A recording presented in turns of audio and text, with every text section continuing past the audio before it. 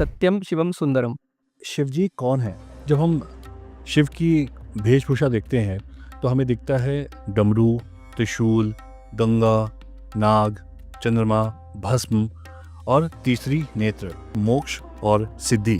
मोक्ष मतलब लिबरेशन। मोक्ष यही है तुम्हारी अंदर की तृप्ति, तुम्हारा अंदर का कंटेनमेंट। इसलिए हम सनातन में लोगों को सीकर बोलते हैं। कि सच क्या है? ट्रूथ मतलब एग्जिस्टेंस, सत, चित, आनंद, ब्रह्म। कि ये कौन है जो सब कुछ का ऑर्केस्ट्रेटर है, कौन है जो सब कुछ को चला रहा है। आपकी विल नहीं है एक्चुअली में। शिवरात्रि जो लोग करते हैं उसके पीछे कोई इतिहास है? ठीक है, तो शिवरात्रि के बारे में बात करें तो शिवरात्रि बोला गया है वो दिन है जब शिवलिंग प्रकट हुआ था। अगर मैं पूछूं आपसे कि ये थर्ड हाई एक्सपीरियंस क्या है? तीसरा नेत्र मतलब pineal gland, that is your third eye chakra. Ida और पिंगला सब कुछ माया है, और जो रियलिटी है वो फॉर्मलेस रियलिटी है। देवता भी परमात्मा नहीं बन सकते, सिर्फ मनुष्य यूं नहीं बन सकते। Living comes only after you die once. Right. शून्य क्या होता है? शून्य is full of nothingness. Real truth क्या है? I am aware.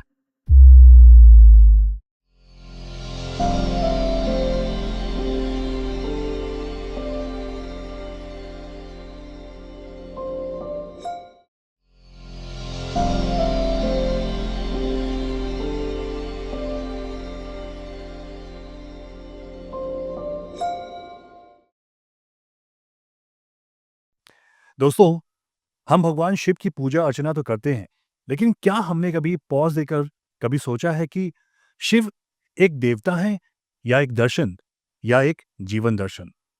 क्या कभी आपने सोचा है कि शिव सिर्फ भगवान नहीं बल्कि अंदर की शक्ति और चेतना का रहस्य है? जो लोग शिव को समझते हैं वो दुनिया को अलग नजरिए से देख पाते हैं। शिव सिर्फ योगी नहीं बल्कि वो रहस्य है जो आपके जीवन को बदल सकते हैं। शिव के वो रहस्य जो इतिहास में नहीं बल्कि आपके दिमाग और आत्मा में छुपे हैं। तो क्या आप तैयार हैं इसे खोलने के लिए? अगर हाँ, तो आज का ये पॉडकास्ट आपके लिए बहुत सहायक होगा।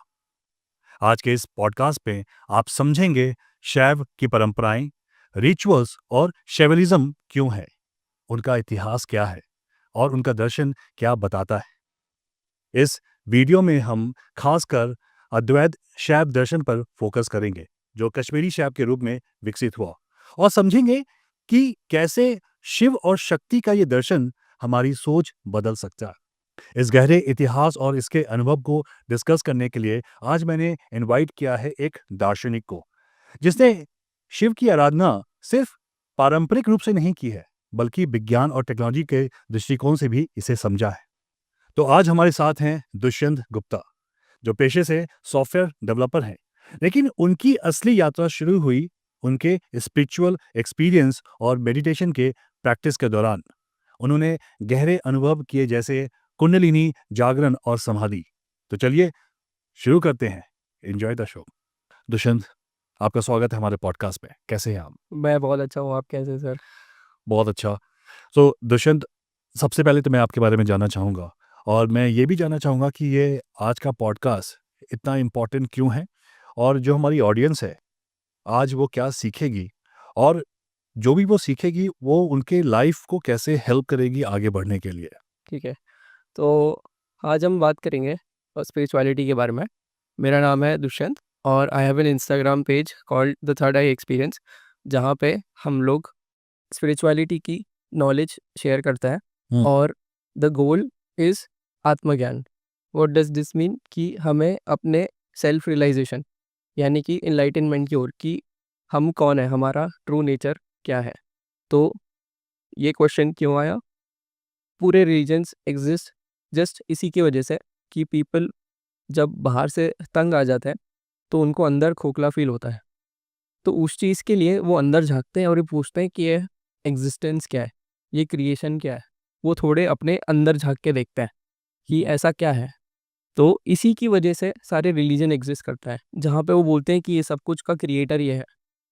जहाँ पे वो तुम्हें पोजीशन में रखते हैं, जैसे जीसस क्राइस्ट क्रिएटर है क्रिश्चियनिटी में, तो वैसे ही अलग अलग सबके क्रिएटर होता है। पर यहाँ पे हम नॉन डुअल फिलॉसफी की बात करेंगे। नॉन डुअल यानी अद्वैत। अद्वैत यानी कि कोई दो नहीं है। तो आज हम उस सच्चाई के बारे में बात करेंगे जो हमारे पूरे उपनिषद वगैरह सब में, इतने पुराने फिलोसफिकल टेक्स्ट में, तंत्र में, सब में एक ही चीज़ बताई गई है, नॉन डुअलिटी, कि आप और मैं अलग नहीं है, पर हम क्या है, उसी का ही रियलाइजेशन, उसका ही ज्ञान। तो हम आत्मज्ञान के बारे में बात करेंगे, तो स्पिरिचुअलिटी और शिव। ओके, इस पूरी कॉन्वर्सेशन में जो 2 शब्द हैं जो बार-बार हमारे सामने आएँगे और इस पूरे कॉन्वर्सेशन को वो ड्राइविंग फैक्टर भी होंगे, वो है मोक्ष और सिद्धि। तो सबसे पहले मैंने ये जानना चाहूँगा कि मोक्ष क्या है? इसकी प्राप्ति कैसे होती है? प्रोसेस के दौरान और उसके बाद क्या होता है? और सिद्धि और मोक्ष में क्या कनेक्शन है? ठीक है, तो मोक्ष मतलब लिबरेशन। हम बोलते हैं कि हमारी अलग-अलग आत्मा अलग-अलग जर्नी पे है। जैसे मेरी आत्मा अलग जर्नी पे है, आपकी आत्मा अलग जर्नी पे है। जर्नी किसकी? अनफोल्डिंग की। और हम ये बात करते हैं कि जब तक किसी को मोक्ष नहीं मिल जाता, तब तक वो रीबर्थ में रहेगा, वो इस संसार में फँसा रहेगा, वो इस माया के जाल में फँसा रहेगा। तो मोक्ष यानी कि सच्चाई का रियलाइज़ेशन, यानी कि आपका वो तत्व आपने खोज लिया जो आपको मुक्ति देगा। तो मोक्ष यानी कि मुक्ति, लिबरेशन। लिबरेशन किससे? इस संसार से जिसमें लोग जिसमें सिर्फ सफरिंग भरी है। तो हम ये बोल रहे हैं कि आपका एक ट्रू नेचर है। आपने जैसे आप अभी अभी हम लोग एक माया की वजह से इग्नोरेंस में रहते हैं। अविद्या में रहते हैं कि हम सोचते हैं कि हम ये बॉडी है, हम ये माइंड है, और उसी के हिसाब से हम रिएक्ट करके दुनिया में घूमते रहते हैं और फिर मर जाते हैं। और फिर जब तक अगर हमें मुक्ति नहीं मिल जाती तो हम नेक्स्ट बॉडी के लिए में घुस जाते हैं, अपनी अगली तैयारी कर लेते हैं। बट मोक्ष यही है, तुम्हारी अंदर की तृप्ति, तुम्हारा अंदर का कंटेनमेंट। जब तक तुमको सेल्फ रियलाइजेशन नहीं होएगा, तब तक तुम्हारे अंदर से वो कुछ ना कुछ रहेगा कि कुछ मिसिंग है, अंदर खोखला लगता ही रहेगा। इसलिए आप ये भी देखें कि बिल गेट्स की वाइफ है, वो महाकुंभ में यहाँ पे आई, इंडिया में आई, उनके पास इतना पैसा है, फिर भी वो यहाँ पे है, क्योंकि वो एक डीपर क्वेश्चन के सर्च में थी। इसलिए हम सनातन में लोगों को सीकर बोलते हैं। और हम मृत्यु में मानते भी नहीं है, क्योंकि हम पुनर्जन्म में मानते हैं, पर हम मृत्यु में नहीं मानते। हमारी वापस वापस आती है, कब तक? जब तक हमारी मुक्ति नहीं हो जाती। तो ये पूरा मुक्ति यानी कि आत्मज्ञान, सेल्फ रियलाइजेशन। अब हम उसके बारे में बात करेंगे कि सेल्फ का नेचर क्या है और उसको कैसे हमको अटेन करना है। तो मुझे ये जानना है कि सच क्या है? जो आप बात कर रहे हैं कि हम इल्यूज़न में जी रहे हैं, तो आप जो हम लोग मोक्ष की प्राप्ति करते हैं, उसको क्या है तात्पर्य? जैसे मुझे नहीं पता इस टॉपिक के बारे में कि मोक्ष में होता क्या है? आप जो सेल्फ रियलाइज़ेशन की बात कर रहे हैं, उसको कैसे अचीव किया जाता है? कैसे उसको हम लोग रिट्रीव कर सकते हैं? ठीक है, तो जब मैं सच के बारे में बात करूँ, तो सच मेरे लिए भी सच होना चाहिए, आपके लिए भी सच होना चाहिए, सबके लिए सच होना चाहिए, तभी वो एब्सोल्यूट ट्रुथ होगा। मतलब कि मेरे लिए भी वो सच होएगा और आपके लिए भी होगा, और वो हमेशा से होगा। यानी कि ट्रुथ मतलब एग्जिस्टेंस। सेल्फ रियलाइजेशन यानी कि हम एग्जिस्टेंस को जान रहे हैं कि ये क्या है, ये क्रिएशन क्या है। अपना खुद आप भी, क्योंकि क्रिएशन के पार्ट हो ना, आप भी अब देख रहे हो, आप लिविंग हो, you are living your life, तो आप ये एक्सपीरियंस कर रहे हो। तो हम ये देख रहे हैं कि हमारा एक्चुअल नेचर क्या है, एब्सोल्यूट नेचर क्या है, जो कि हमेशा से है, उसको हम बोलते हैं सनातन। अब हम बात करेंगे कि उस नेचर को कैसा बोला गया है।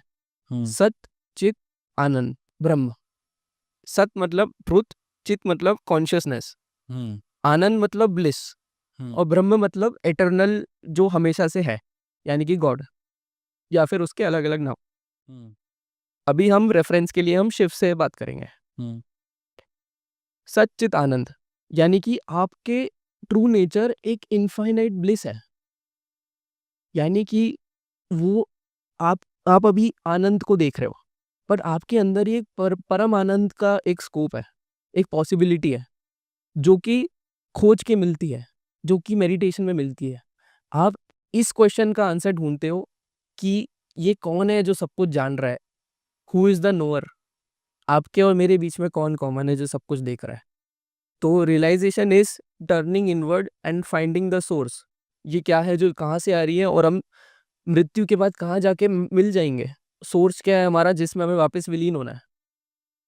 तो हम सोर्स को जीते-जीते ही अगर ढूँढ लेंगे, दैट विल बी योर मोक्ष। तो योग, आपने वर्ड सुना होगा, योगा, योग क्या मतलब होता है इसका? योग मतलब यूनियन। यूनियन यानी कि मिलन, किसके बीच में? आपके और परमात्मा के बीच में।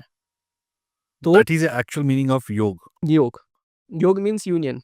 तो योग का गोल जो होता है वो होता है आपके और परमात्मा के बीच में एकता लाना। ओके। और पतंजलि योगा सूत्र ने एक बुक है पतंजलि योगा सूत्र, उसमें एक फ्रेमवर्क है योगा का। तो उसमें बताते हैं कैसे कैसे कैसे करके एंड में आपका गोल है निर्विकल्प समाधि।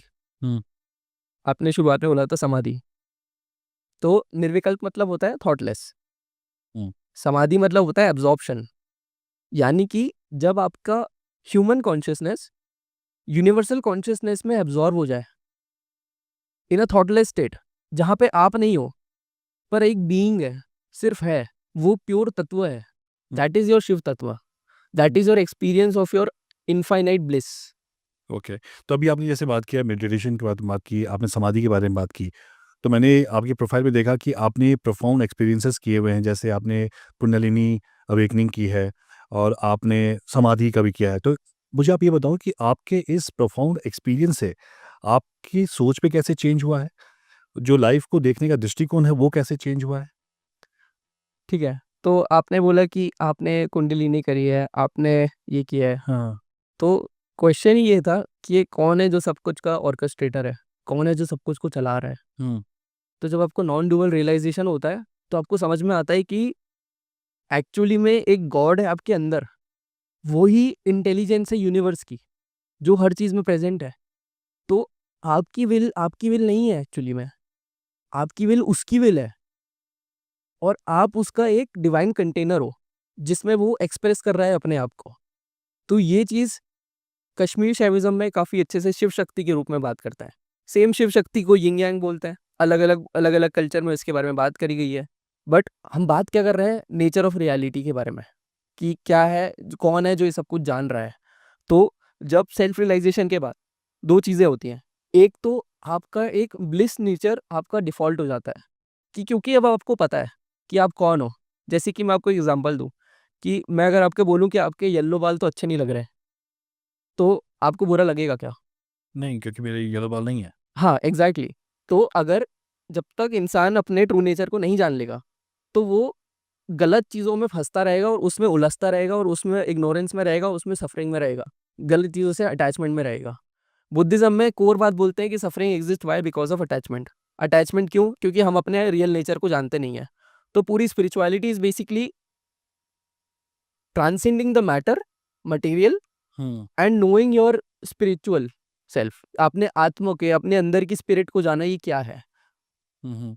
ओके। तो ये थोड़ा और मैं कुंडलिनी के बारे में जानना चाहूँगा कि ये क्या है और इसको कैसे एक्टिवेट करते हैं? बिकॉज़ ये बहुत ही इम्पोर्टेंट टॉपिक है, व्यूअर्स जानना चाहेंगे इसके बारे में भी। ठीक है, तो कुंडलिनी आप कंप्लीटली आप नहीं जगा सकते। कुंडलिनी कंप्लीटली जगाने के लिए आपको ग्रेस की ज़रूरत है, जिसको हम बोलते हैं अनुग्रह। यानी कि ये एक फाइनल स्टेप होता है। कुंडलिनी क्या है उसके बारे में बात करेंगे, हुँ। पर आपने जैसे बोले कैसे जगती है, तो एक बात बता दूं कि ये तभी जग सकती है जब उसका टाइम हो। अगर आप उसको फोर्सफुली करेंगे तो थोड़े प्रॉब्लम हो सकता है, क्योंकि ये एक एनर्जेटिक शिफ्ट है। अब कुंडलिनी क्या है वो समझता है। हुँ, हुँ, हमने बोला एक इनफाइनाइट एनर्जी हम ब्लिस एक्सपीरियंस कर सकते हैं। हुँ, कैसे कर सकते हैं? वो होता है शिव शक्ति के मिलन से। क्या मतलब इसका? कि आपके अंदर, बॉडी के अंदर एक मूलाधार चक्र में, आपके रूट चक्र में एक एनर्जी सोई हुई है, उसका नाम है कुंडलिनी। और जब आपकी कॉन्शियसनेस इवॉल्व होती है, अनफोल्ड होती है, तब वो कुंडलिनी राइज करती है। उसकी भी एक साइंस है, ये कैसे करेगी वो भी हम बात कर सकते हैं। हुँ, हुँ, कि वो डोरमेंट होती है मूलाधार में, और फिर ये एक और एनर्जी एग्जिस्ट करती है, प्राणिक एनर्जी, जो सांस की जो हम ले रहे हैं, हुँ, अंदर ले रहे हैं, बाहर ले रहे हैं, ठीक है। हुँ, हुँ, तो ये डायनामिक है और वो स्टैटिक है, कुंडलिनी स्टैटिक है। तो ये चेंज कैसे होगा? जब प्राण वाली जो एनर्जी एक्सचेंज है वो स्टैटिक हो जाए, तब वो वाली अनफोल्डिंग चालू हो जाती है कुंडलिनी की। तो ब्रेथ का सस्पेंशन जब हो जाए, जिसको हम योग में कुंभक बोलते हैं, केवल कुंभक, स्पॉन्टेनियस रिटेंशन ऑफ ब्रेथ, ना तुम्हारी सांस अंदर जा रही है ना बाहर जा रही है। जब तुम अपने खुद में इतने समाधि में इतने एब्जॉर्ब्ड हो गए, जहाँ अपने ब्लिस में, जहाँ पे तुम एकदम कंटेंट हो कि भाई ये मेरे को कुछ नहीं चाहिए, जब तुम्हारी खुद की डिजायर कुछ नहीं बची। अब मेरे को सांसारिक उस टाइम पे, उस मेडिटेशन के क्रिया में, जब आपको लग रहा है कि मेरी उस टाइम पे, आपको पता है आपका फोकस क्या है, शिव तत्व को अटेन करना कैसे, जब आपने ये बोला कि मेरे को बाहर का डिजायर कुछ नहीं बचा, मेरे को अपने नाम से मतलब नहीं, क्योंकि आप अपने जानने वाले को जान रहे हो। तो कुंडलिनी जब राइज करती है, तब जब आपका ग्रेस की मदद से it rises and piers through your chakras, and इस पॉइंट से ब्रह्मरंध्र बोलते हैं, क्रेनियम पॉइंट। अब देखेंगे बच्चे जब पैदा होते हैं तब उनके एक यहाँ पे सॉफ्ट स्पॉट होता है, हाँ। उसको क्रेनियम बोलते हैं। वहां से एक ओपनिंग है, तो आपकी एनर्जी उठती है स्पाइन से, सुषुम्ना नाड़ी से, सुषुम्ना पे भी बात करेंगे। जब उठती है और वो निकलती है यहाँ से और मर्ज हो जाती है कॉस्मिक कॉन्शियसनेस में, that's when you feel the non dual awareness, जहाँ पे आपकी कॉन्शियसनेस और यूनिवर्सल कॉन्शियसनेस एनर्जी फॉर्म में एक हो गई है। That's when you realise your सच्चिदानंद nature actually. Okay. That will give you super ecstatic experience. That's the spiritual experience, जो this is beyond human experience. आप इसको कंपेयर नहीं कर सकते यहाँ के नॉर्मल मजे से, क्योंकि वो परमानंद है और वो आपका स्वरूप है, वो आपका एसेंशियल नेचर है। बट जस्ट दैट एक माया का गेम है, एक लीला है जो हमें अपने एसेंशियल नेचर में नहीं रहने देती है। एक और दिमाग में क्वेश्चन आ रहा है, जैसे मैं शिव का बहुत बड़ा भक्त हूँ और मैं शिव की आराधना बहुत करता हूँ, लेकिन मुझे अभी तक नहीं समझ में आया कि शिव जी कौन है और उनके डिफरेंट रूप्स कौन-कौन से हैं? क्योंकि जब मैं देखता हूँ काफ़ी सारे प्रैक्टिशनर्स को, वो शिव की अलग-अलग आराधना करते हैं। तो मैं आपसे जानना चाहूँगा कि हमारे शिव के कौन-कौन से रूप हैं? और जो घर में हम लोग शिव की पूजा करते हैं या शिव चालीसा पढ़ते हैं, वो हम कौन से शिव की आराधना करते हैं और उनको एक्टिवेट करते हैं वहाँ पे? ठीक है, तो पहले तो अगर हम डेफिनेशन समझे शिव क्या है, हाँ। तो उससे पहले हम एक प्रियम्बल रख लेते हैं। सत्यम शिवम सुंदरम, यानी कि शिव ही सत्य है। एब्सोल्यूट ट्रुथ की बात कर रहे हैं तो हम बोल रहे हैं शिव तत्व, यानी कि जो एक्चुअल में सिर्फ शिव ही शिव है। हम ये बोल रहे हैं कि जो भी ये चीज़ दिख रही है हमें संसार में, हुँ। वो सब शिव का ही रूप है। यानी शक्ति से शिव मैनिफेस्ट करता है। इस पूरी जगत का कर्ता धर्ता कौन है? ये बात है कि शिव को हम जानेंगे कि शिव क्या है। शिव को हमने बोला कि प्योर कॉन्शियसनेस। प्योर कॉन्शियसनेस मतलब खाली एक गॉड नहीं है, आपका अंडरलाइन एग्जिस्टेंस है शिव।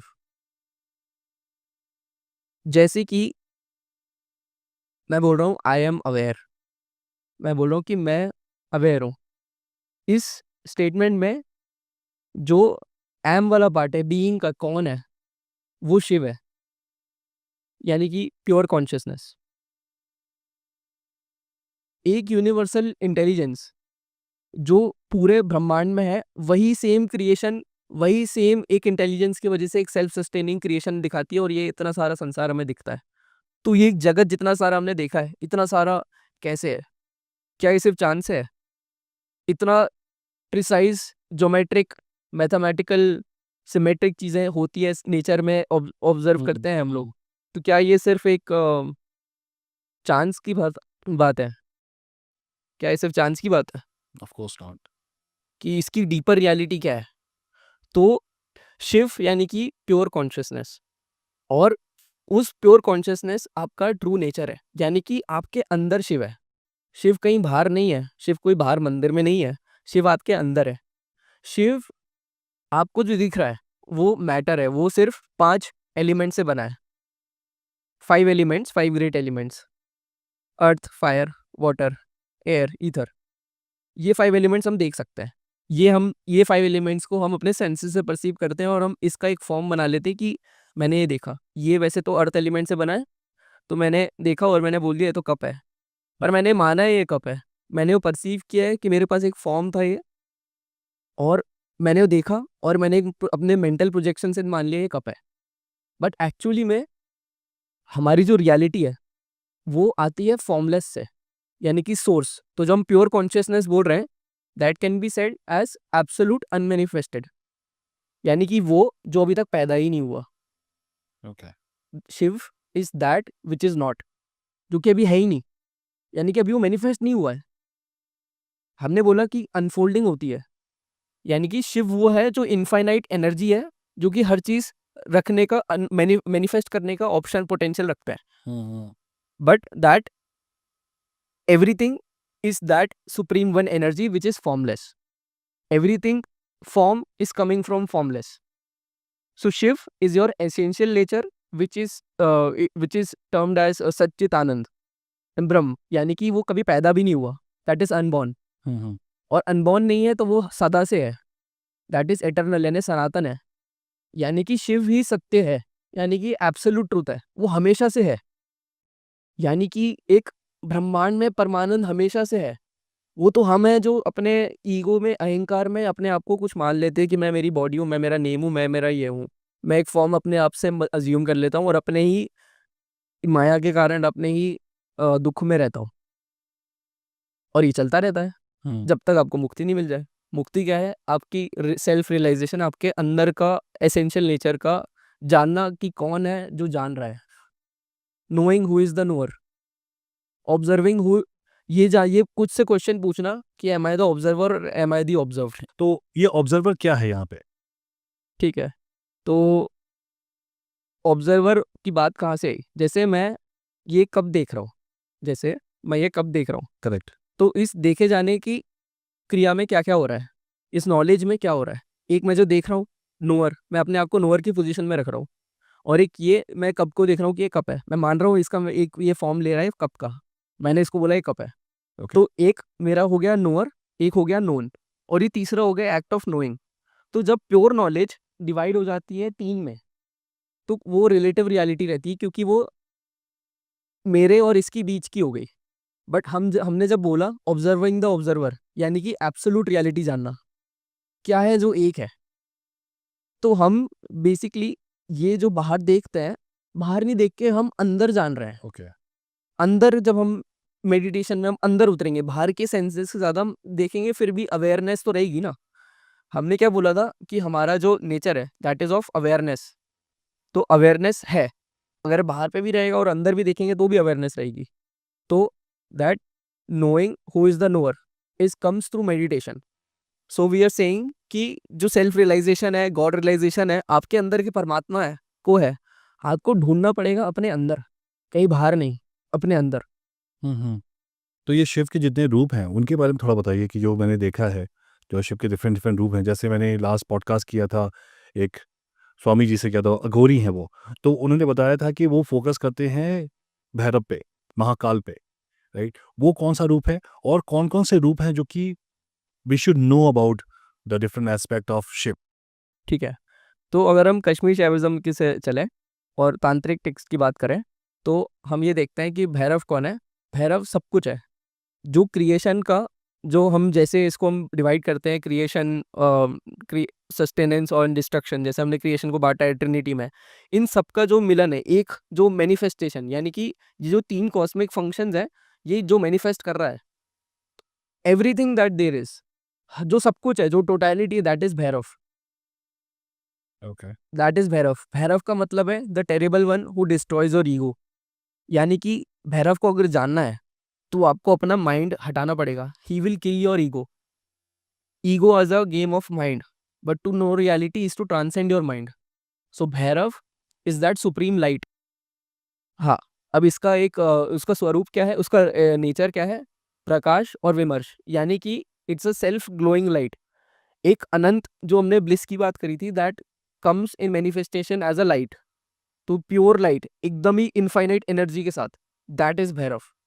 और काल Bhairav is the time manifestation of that absolute reality which is beyond any subjected of Maya. So Bhairav is what it all is. So no, in tantric text the non-duality nature is explained to Bhairav, कि तुम भी भैरव हो, तुम्हें अपने Bhairav nature को जानना है, और जब जान लोगे तो अलग नहीं रहेगा, तो तुम ही शिव हो। फिर मैं और शिव अलग नहीं है। उपनिषद सीधे बोलता है कि अगर मैंने ब्रह्म को जान लिया तो मैं और ब्रह्म अलग नहीं है। जैसे हम इसको ऐसे देखें नटराज को, नटराज में आपने देखा होगा, एक नटराज की एक मूर्ति देखी होगी, तो उसका that is a finest art from India. What does it represent? Dance एक ऐसी क्रिया है जहाँ पे डांस और डांसर अलग नहीं होता। ऐसा नहीं होगा कि डांसर चला गया और डांस रह गया। क्या मतलब इसका? नॉन डुअलिटी को सिग्निफिकेंस इसका, कि कोई 2 नहीं है। ये शिव का ही डांस है और जो हम देख रहे हैं वही उसी का ही पार्ट है। यानी कि डांस और डांसर अलग नहीं है। ये शिव की लीला और हम भी शिव हैं। और लीला क्या है, हम भूल गए कि हमारे शिव नेचर क्या है, क्योंकि हम बाहर की उसमें अटैचमेंट में हैं। बाहर क्या है? माया। तो ये लिंगम जो उनका रूप है, वो क्या चीज़ को इंडिकेट करता है?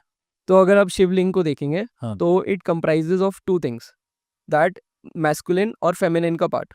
एक जो सीधा रहता है दैट सिग्निफाइज या स्टैटिक पार्ट, यानी कि masculine part, that is the Shiva nature. हाँ। ये जो हम सब कुछ की बात करा था हमने, Shiva, that manifest as Shiva Shakti, यानी कि शिव और शक्ति के बीच का रूप है। और जब शिव शक्ति एक हो जाते हैं, that is the cosmic union. वही है जो हमें करना है अपने अंदर भी और एक्चुअली में भी। तो ये जो है एक प्राइमल एनर्जी है, वो 2 में टूटती है, स्टैटिक और काइनेटिक। स्टैटिक मतलब जो सिर्फ देख रहा है और हिल नहीं रहा है, वो वही है। वो स्टैटिक जो है वो शिव है, जो देख रहा है उसके अंडरलाइंग। और जो हिल रहा है, डायनेमिक जो है, जो वाइब्रेशन हमें दिख रही है, सब कुछ चीजें हो रही है, क्रिएट हो रही है, ये सिर्फ शक्ति है। शक्ति को हमने मदर क्यों बोला है? क्योंकि only mother has the tendency to create. एक माँ ही किसी को आगे क्रिएट कर सकती है। तो ये जो क्रिएशन है दैट इज शक्ति, विच इज शिव का ही रूप। और Shiva is what is aware of everything. तो एक पूरी अवेयरनेस है, एक pure awareness, that is Shiva. Okay. जब हम शिव की वेशभूषा देखते हैं तो हमें दिखता है डमरू, त्रिशूल, गंगा, नाग, चंद्रमा, भस्म और तीसरी नेत्र। तो ये क्या सिर्फ एक चीज का प्रतीक है या फिर इसका कोई ब्रह्मांड में इसका कोई संदेश है जो कि जाता है? तो अभी क्योंकि हमारे पास इतना डिजिटल एक्सेस है मीडिया का, तो हमें सारी नॉलेज हमें पता है। पर पहले लोगों को ये अंडरलाइंग रियलिटी कैसे बताएंगे? ऐसे ही विजुअलाइजेशन से। तो हमने जब शिव को देखा, शिव की प्रतिमा को देखा, तो हमने देखा होगा कि उनकी जो आंखें हैं ना वो पूरी खुली है ना पूरी बंद है, वो आधी खुली रहती है। राइट। क्या मतलब उसका? कि तुम बाहर की चीजों तो देखो, बट अंदर के में भी कॉन्शियस रहो, यानी कि अपने शिव नेचर को भी जानो ओके। और बाहर भी देखो। चॉइसलेस अवेयरनेस बोलते हैं इसको, जिड्डू जिड्डू कृष्णमूर्ति। कि तुम चॉइसलेस है ना, तुम्हारे पास चॉइस नहीं है, क्योंकि ये सब एक ही है और वही एक एनर्जी है जो चला रही है। तो तुम्हारी खुद की कोई चॉइस नहीं है, तुम्हारी चॉइसलेस कि मैं डूअर नहीं हूं, करता वो है। तो ये एक सिग्निफिकेंस हो गया अंदर तो उनके उसका नॉर्मल आंखों का। तीसरा नेत्र मतलब pineal gland, that is your third eye चक्रा।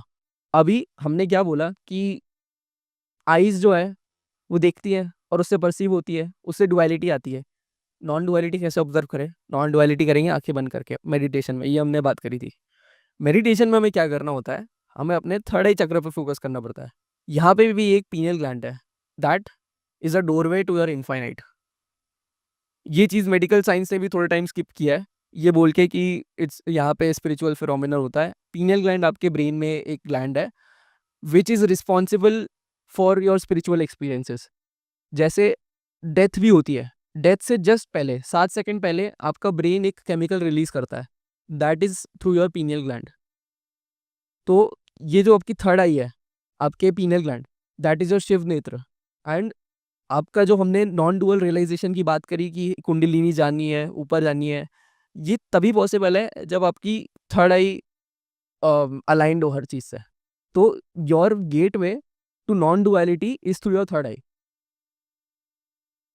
एक हमारा शिव का प्रतीक वो हो गया। डमरू, डमरू पे आप देखेंगे तो देखेंगे ऊपर का एक ट्राइंगल ऐसा, नीचे का एक ट्राइंगल ऐसा, दो opposite triangle. That is the significance of two opposite energies in harmony, यानी कि शिव शक्ति बैलेंस करने का। बैलेंस करने का। ओके। नॉन डुअलिटी कैसे रियलाइज करते हैं? डुअलिटी के बैलेंस करके। तंत्र में बहुत विधि है इसकी, कि आप ऊपर का देखो, नीचे का देखो, अपोजिट पॉइंट को पकड़ लो। अपोजिट पॉइंट पे अगर आपने पकड़ लिया अवेयरनेस को, तो एक बीच का एक वॉइड खुल जाता है। जब आपकी हार्मोनी हो जाती है अपोजिट एनर्जीज की, तो वो जो वॉइड पैदा होता है दैट इज योर डोरवे। इसको बिंदु भी बोल सकते हैं, इसके बारे में हम आगे बात करेंगे।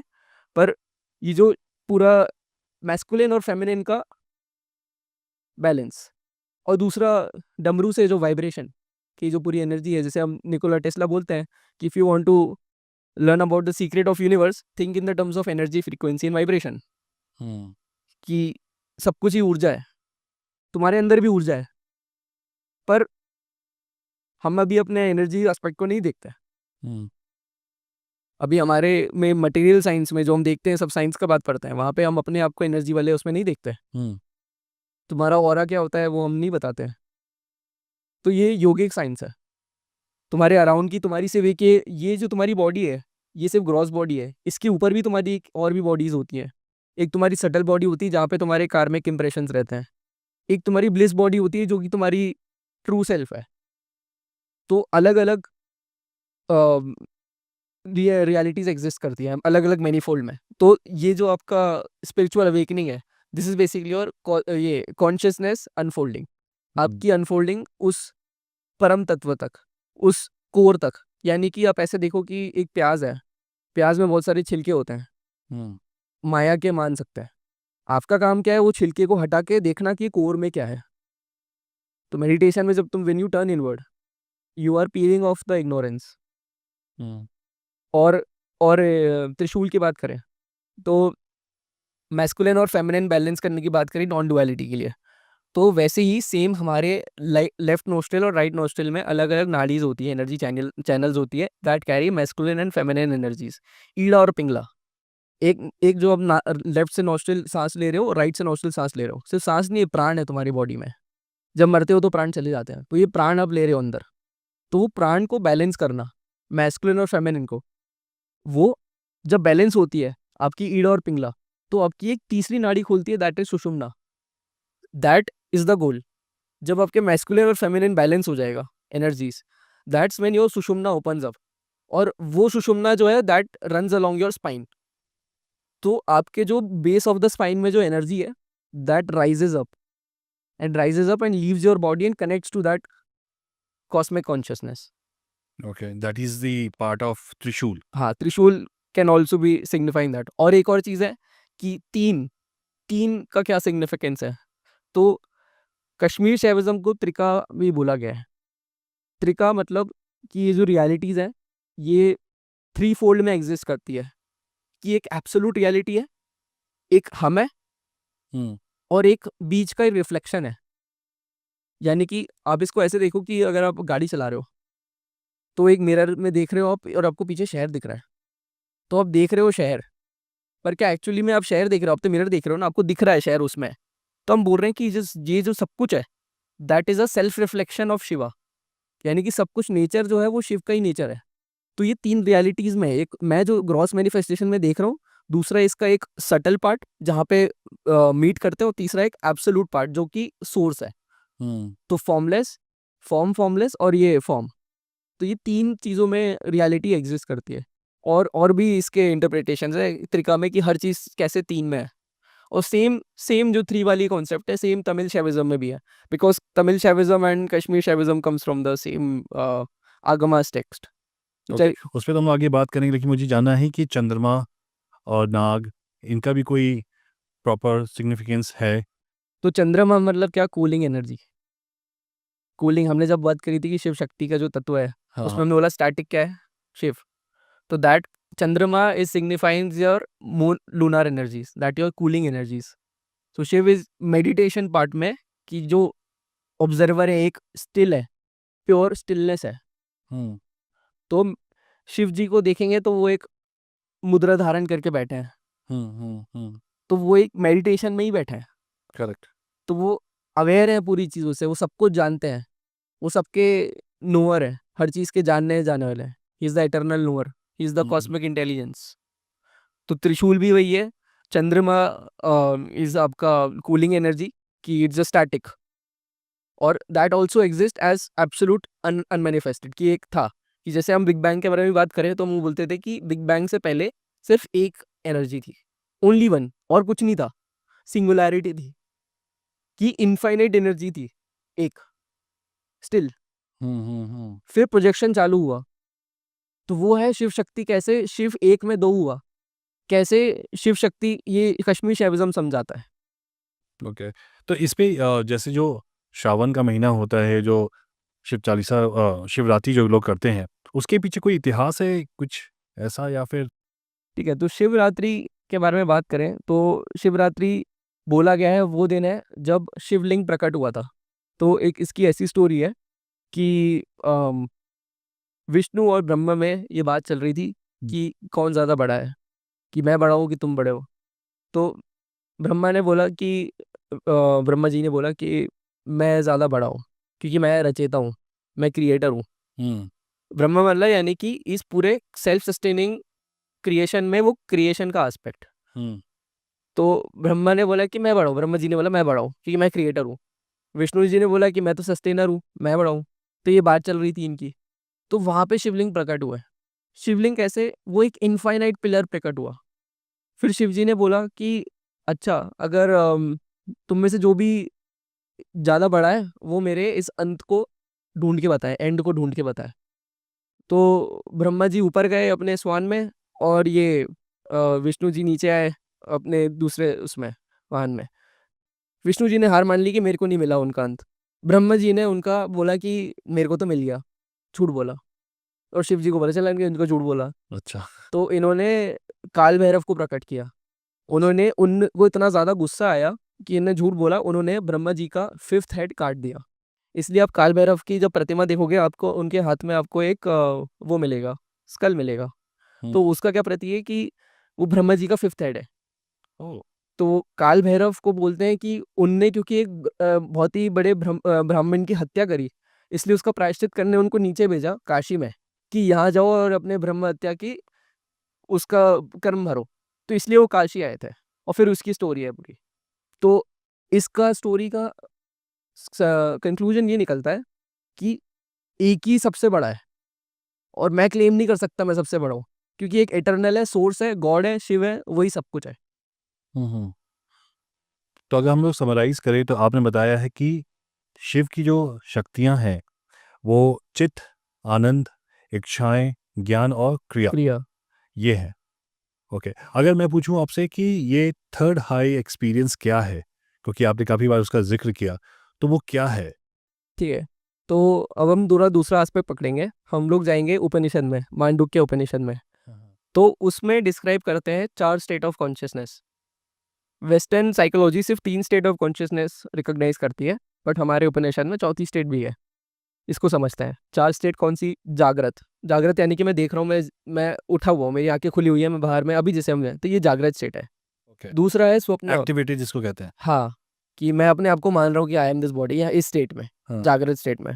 दूसरा है मेरा स्वप्न बॉडी, स्वप्न स्टेट ऑफ कॉन्शियसनेस। स्वप्न is basically when you are dreaming, कि तुम्हारा मेंटल जो तुम्हारा वो इम्प्रिंट्स है, वो तुम्हारी रियलिटी प्रोजेक्ट कर रही है तुम्हारे मन के अंदर, तो that is another state of consciousness. तीसरा है जब तुम अनकॉन्शियस हो, एकदम गहरी नींद में हो, डीप स्लीप। सुषुप्ति, डीप स्लीप। ओके। तो ये 3 कॉन्शियसनेस, स्टेट ऑफ कॉन्शियसनेस, ये रिकॉग्नाइज करते हैं वेस्टर्न साइकोलॉजी। हमारे यहाँ चौथा का भी वर्णन है। चौथा वो है जो इन तीनों के बीच में, जो इन तीनों के बीच में कॉमन है, उसको बोला गया है तुरी। That is the 4th state of consciousness. क्या कहा गया? तुरी, तुरी। तुरी और तुरिया। ओके। तो that is the 4th state of consciousness. तो ये जो शिव की एक्सपीरियंस है, हाँ। That happens in this 4th state of consciousness, that is तुरिया। तो ये जो ओम है, ओम में भी ये तुरिया छुपा हुआ है, जो बिंदु है। आप देखेंगे ओम और उसमें बिंदु है, तो दैट बिंदु इज अ सिग्निफिकेंस, कि वो एक external 4th state of consciousness को सिग्निफाई करता है। ये मांडुक्य उपनिषद में बताया गया है कि कैसे 4th स्टेट ऑफ कॉन्शियसनेस होते हैं, और जो एब्सोल्यूट रियलिटी है जो हम बात कर रहे हैं, जहाँ पे ऑब्जर्वर और ऑब्जर्व एक ही है, वो है तुरिया, जो तीनों में कॉमन है। जैसे कि आप सो रहे हो, आप सो रहे हो, मैंने बोला प्रमोद, आप तो अलग स्टेट ऑफ कॉन्शियसनेस में थे, फिर भी आप जग गए। कैसे? क्या था वो जो दोनों के बीच में कॉमन था? ओके। तो ये 4th स्टेट ऑफ कॉन्शियसनेस है, ये हमारा गोल है। योगा में जो हम बोलते हैं निर्विकल्प समाधि, जो हमारा एंड गोल है, that is this realization of turiya state. Turiya is when there is no two, there is no duality that exists. That is the that comes in meditation. That's the sadhana that we have to do. That's the turning of inward. Okay. अब शैविज़्म की बात करते हैं थोड़ा यहाँ पे कि आपने कश्मीरी शैविज़्म की बात की। उससे पहले मैं समझना चाहता हूँ कि ये शैव धर्म क्या है? इस पे थोड़ा बताओ आप, ये है क्या? ठीक है, तो अलग अलग स्कूल ऑफ सिस्टम है जिसने जो एब्सोल्यूट रियलिटी को उसको अलग अलग नाम दिया है। तो शैव धर्म में मतलब ये है कि नॉन डुअल स्कूल है और सभी कुछ शिव है। जो देख रहा हूँ वो भी शिव है, माया जो है वो भी शिवमयी है, यानी कि शक्ति ऑफ शिव है, और जो रियलिटी है वो भी शिव है, परम शिव है, हाईएस्ट फॉर्म ऑफ शिव है। तो शिव धर्म मतलब कि ये सब कुछ शिव लीला है। शिव धर्म ये मानता है कि मैं भी शिव हूँ और मेरा गोल यही है, जीवन मुक्ति, लिबरेशन। जीवन मुक्ति कैसे? अपने अंदर के शिव को पहचान के। तो क्या ये जो शैव धर्म है, ये क्या सबसे पुराना इसका इतिहास रहा है? शैव धर्म को अगर आप देखोगे तो इंडस वैली सिविलाइजेशन में भी आपको एक पशुपति की सील दिखती है, जिसमें आप देखते हैं कि एक आदमी है जो मेडिटेट कर रहा है। उसको बोला गया that is a representation of Pashupatinath, यानी कि शिव जी एक योगी फॉर्म में जो मैनिफेस्ट हुए। तो शिव जी का योगा का बहुत पुराना, हमें सबसे पुराना सिग्निफिकेंस पता चलता है हिस्टोरिकल, ओके। कि योगा बहुत पहले से है। और योगा क्या था?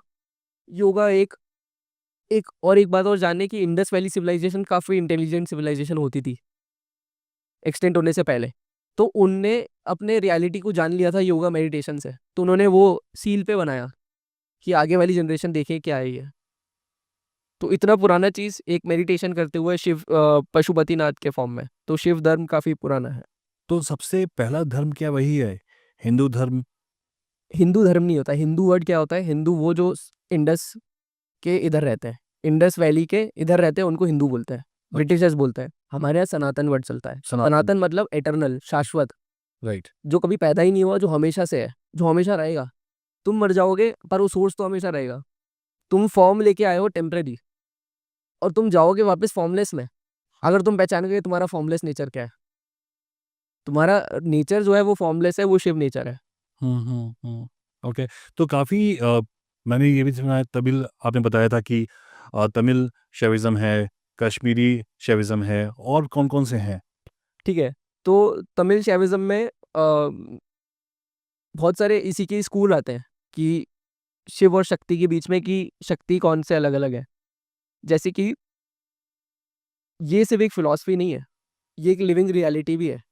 तो तंत्र जो है that comes of as a practical application of this theory, कि जो अभी हमने जितना सब कुछ बोला, ये शिव है, ये एक्सपीरियंस है, इसका तंत्र आपको सीधा सीधा वो बताता है आपको कैसे एक्सपीरियंस करना होता है, through your energy, through your shaktipat, कि अपनी शक्ति को कैसे मैनिपुलेट करके you have to turn inward and अपने अंदर घुस घुस के you have to seek the reality.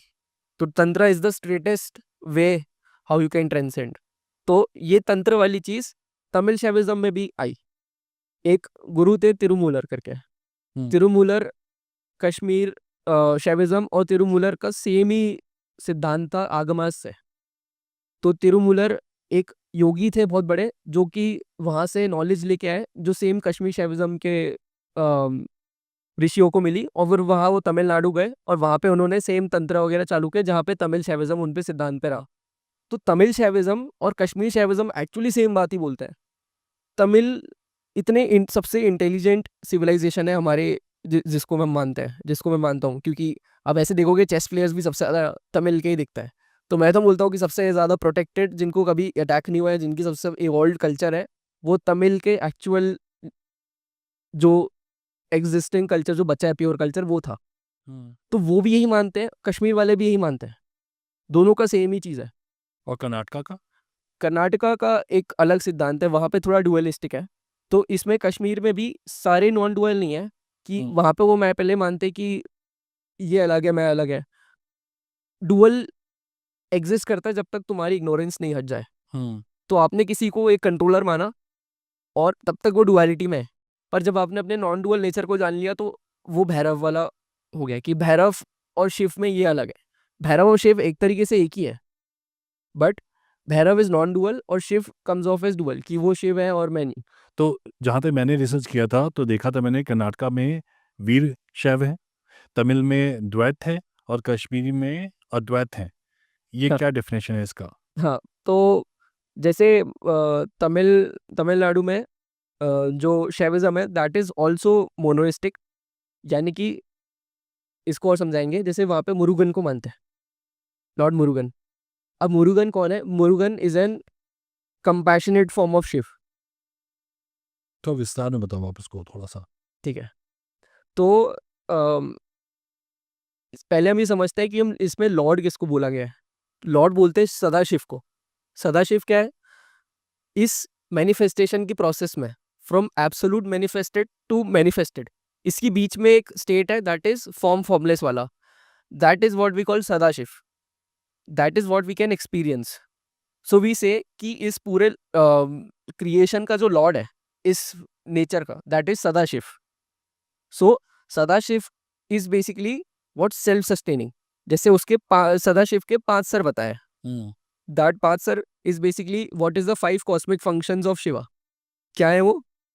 Creation, sustenance, destruction, concealment, खुद ही को खुद से छुपा लेना, और ग्रेस यानी कि ब्लेसिंग, किसी को समाधि में लेके जाने की, सेल्फ रियलाइजेशन की। तो हमने बोला कि सदाशिव जो है दैट इज द कंट्रोलर। ये सेम चीज तमिल शैविज्म में भी है और कश्मीर शैविज्म में भी है, बट सदाशिव का 6th face that is Murugan, वो तमिलनाडु में उनको पूछता है। that's why Murugan is also called Shatmukh, that means 6th face. तो एक्चुअली में है मोनोइस्टिक ही, यानी कि तमिल शैविज्म में भी बोलते हैं सदाशिव ही है और कश्मीर शैविज्म में भी वो सदाशिव है। पर सदाशिव का रियलाइजेशन जब होता है जब एक ही बन जाते हैं, that's when you attain your pure तत्व। तो द्वैत है क्योंकि वो इसको एज अ कंपैशनेट फॉर्म में देखता है शिवा को, और फिर तंत्र से you get to experience your inner non dual awareness. Okay, अब मुझे ये बताओ कि जैसे आपने मैंने शिव का जो एक रूप देखा है, आ, सक्रिय और निष्क्रिय, राइट? वो कौन से शैव धर्म में ज़्यादा डिस्कस किया जाता है? सक्रिय और निष्क्रिय। निर्गुण और सगुण।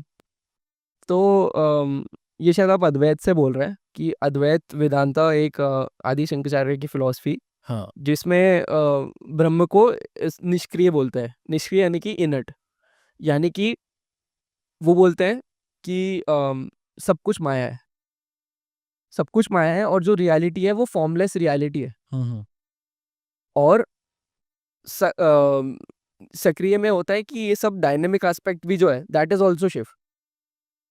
तो ये सब माया नहीं है, this is maya is basically Shiva का ही एक रूप है। शक्ति। ओके, शिव शक्ति है। शक्ति, शक्ति को कैसे डिफाइन करोगे आप? शक्ति is how Shiva is aware of it itself. जैसे कि मैं बोलूंगा आई एम अवेयर, तो जो अवेयरनेस है नोइंग, दैट इज शक्ति, नॉलेज, प्योर नॉलेज। और शिवा इज दैट बीइंग जो कि है। तो शिव शक्ति एक्चुअली में एग्जिस्ट एक साथ ही करता है, पर क्योंकि वो शिव, ये एक लीला है जो हमने बोला कि एक से दो हुआ और ये माया हुआ, इसलिए हमें सब कुछ द्वैत दिखता है। तो इस पूरे का सार ये है कि इस पूरी जो हमें जितना भी एक्सपीरियंस हो रहा है इसके अंदर एक नॉन डुअल रियलाइजेशन भी एग्जिस्ट करता है अभी के अभी। ये चीज है जो सबको चेंज कर देता है। जैसे कि बाकी बहुत सारे रिलीजन है जो वो बात करते हैं कि आफ्टर लाइफ में कि भाई हेवन है, ये हेल है। यहाँ बोल रहे हैं कि हेवन भी यही है, हेल भी यही है। हेल वो है जब तुम अपने इग्नोरेंस में रह के अपने फॉल्स सेल्फ से अटैच कर लेते हो और अपने सफरिंग में रहते हो। हेवन है कि तुम अपने ही सच्चिदानंद का यहीं पे एक्सपीरियंस हो जाए।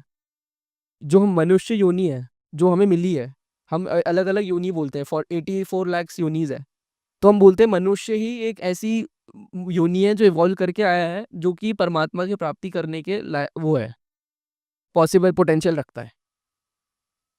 देवता भी नहीं रखते हैं, देवता भी परमात्मा नहीं बन सकते, सिर्फ मनुष्य योनि बन सकते हैं अभी इस टाइम पे। तो इसको क्यों डिनाई करना, इसको डिले क्यों करना, इस प्रोसेस को?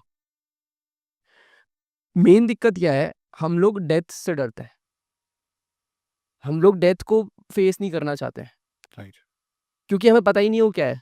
पहले तो ये भी है। तो इनलाइटनमेंट को हम ग्रेट डेथ बोलते हैं, मरने से पहले एक बार कॉन्शियसली मर जाना। ओके। और एक बार जब तुम कॉन्शियसली मरोगे तब तुम्हें समझ में आएगा जीना क्या होता है। Living comes only after you die once. Right. तो यानी कि तुम्हारा टोटलिटी में जीना कि सब कुछ मेरा है, वो एक्सपीरियंस के बाद आता है। तो एक बार enlightenment is basically when you turn inward, और जा जाके एक बार तुम अपने सोर्स तक कनेक्ट करते हो, नॉन डुअल रियलाइजेशन करते हो, फिर समझ में आता है कि यही सब कुछ है। तो फिर तुम टोटलिटी में जीने लगते हो। That's when you live out of abundance. That's when you are at your peak of creative power, when you are creating everything. Okay, तो ये 108 का भी कोई सिग्निफिकेंस है जो कि डिस्क्राइब किया गया है अद्वैत में? तो 108 का मतलब ऐसे समझें कि एक मतलब है एब्सोल्यूट, ठीक है, और एक जर्नी को देख सकते हैं 1 से 0, 0 से 8। 0 यानी कि शून्य, शून्य समझते हैं शून्य क्या होता है, बुद्धिज्म में बोलते हैं शून्य। हाँ।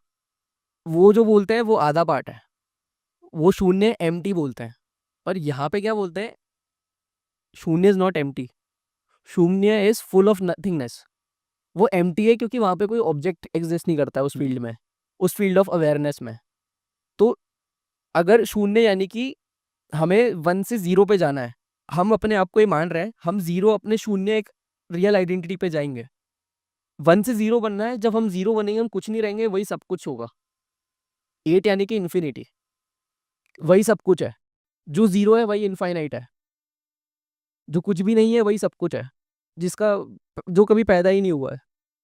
हम क्या कर रहे हैं, शिव को हमने क्या बोला है, आदि अनंत, कि उसका कभी जन्म अजन्मा भी है वो, क्यों, कोई पैदा ही नहीं हुआ है, दैट विच इज नॉट, जो अभी तक मैनिफेस्ट ही नहीं हुआ है।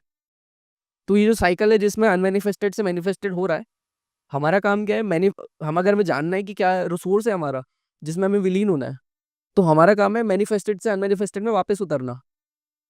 तो कश्मीर शैविज्म इसको ऐसे समझाता है कि हमारी जो रियलिटी है वो अलग अलग तत्वों में डिवाइडेड है। जैसे हमने जो प्याज की बात करी थी, छिलके, तो छिलके का नाम बताती है कैसे प्योर कॉन्शियसनेस और एनर्जी के बीच में एक डायनामिक्स होता है, उससे वाइब्रेशन होती है, उस वाइब्रेशन से सारी क्रिएशन आती है। तो उसमें बताता है कैसे कॉन्शियसनेस इस मैटर में एवोल्यूशन दिखाता है, और वही सब कुछ चीज़ें इसी प्रेजेंट में एग्जिस्ट कर रही है, क्योंकि past is not real, future is also not real, only present is real. Present यानी कि जो अभी सब कुछ है इस टाइम पे, टोटलिटी। तो that unmanifested and manifested is existing at this point. तो 0 बनना यानी कि तुम्हें वो फॉर्मलेस, वो फॉर्म 0 यानी कि एक इसको तंत्र के उसमें देखो तो बिंदु, बिंदु यानी कि एक कंडेंस्ड फॉर्म ऑफ कॉन्शियसनेस, वहां पे जहां पे मैनिफेस्टेशन चालू नहीं हुआ है बट वो चालू हो चुका है, फॉर्म लेना जस्ट चालू किया है। तो जो हम थर्ड आई की बात करते हैं, तंत्र की बात करते हैं, तो बेसिकली 1 से 0 जाना है कि तुम्हें शून्य नेचर अपना एक्सपीरियंस करना, और फिर जब तुम वो बिंदु से, that's your doorway to infinite, जब तुम 0 में जाते हो तब तुम एक अलग कॉस्मिक कॉन्शियसनेस से कनेक्ट करते हो, that's when you feel infinite bliss. So 108 is a significance, 1 से 0, 0 से 8, 8 is infinite, and what is 0 is also infinity. Okay, तो ये शैविज्म हमारी मॉडर्न सोसाइटी को कैसे हेल्प कर रहा है? क्योंकि आज की अगर देखा जाए तो हम एक बहुत ही मैकेनिकल सोसाइटी में रहते हैं, राइट?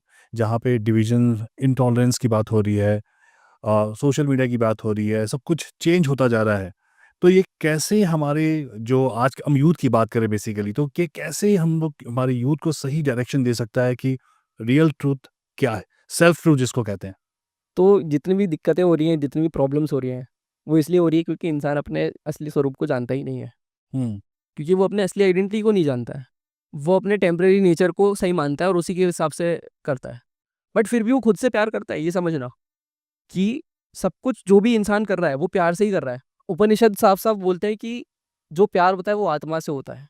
जैसे कोई इंसान सुसाइड भी कर रहा है तो वो क्यों कर रहा है, क्योंकि उसको खुद से प्यार है कि मेरे को सफरिंग नहीं देनी है खुद को। हाँ, पॉइंट। तो एक तरीके से वो प्यार ही है, राइट। पर वो गलत डायरेक्शन में है क्योंकि आइडेंटिटी सही नहीं है। तो ये पूरा Shaivism is basically your self identity, तुम्हारे एक हायर सेल्फ से ये बोलना कि जो तुम देख रहे हो उतनी सच्चाई नहीं है, ये ब्रह्मांड इतना सिर्फ इतना ही नहीं है, तुम्हारे एक और एग्जिस्ट करता है तुम्हारे बियॉन्ड, जो फॉर्मलेस है, जो कि इनफाइनाइट है, जो कि ब्लिसफुल है। यानी कि अगर हम बोल रहे हैं कि तुम्हारे अराउंड में ही इतनी सारी इनफाइनाइट खुशी एग्जिस्ट करती है, जॉय, तो तुम घटिया सी चीज़ों में अपना दिमाग क्यों खराब करोगे? क्यों अपनी किसी भी चीज़ों में अपने आप को गलत उसमें खुद ही को ही सफ़र करोगे? तुम अपने लस्ट में फँसे हुए हो, किसी में फँसे हुए हो, कोई ये डिप्रेशन में, क्यों खुद को ही नहीं जानते? खुद ही का ही नहीं पता है कौन है। तो ये आइडेंटिटी क्राइसिस जो इतना आ रहा है अभी, एआई आ रहा है। अब ये समझिए अभी अब 2025 में इतना सारे अभी मैं देख रहा हूँ वीडियोज़ सोरा 2 से बनाए गए हैं। इतने ज़्यादा हाइली एक्यूरेट है कि आपको समझ ही नहीं आता कि ये 2 बार देखना पड़ता है कि ये सही में एआई से बना है या एक्चुअली में फुटेज है ये। तो इतना ज़्यादा जब यहाँ पे इतना कन्फ्यूज़न आ रहा है कि भाई तुम्हें यही नहीं पता है क्या रियल क्या अनरियल, तो एटलीस्ट तुम्हारी आइडेंटिटी तुम्हें पता होना चाहिए ना तुम क्या हो, कि तुम एटलीस्ट देख पाओगे हमारी रियलिटी क्या है।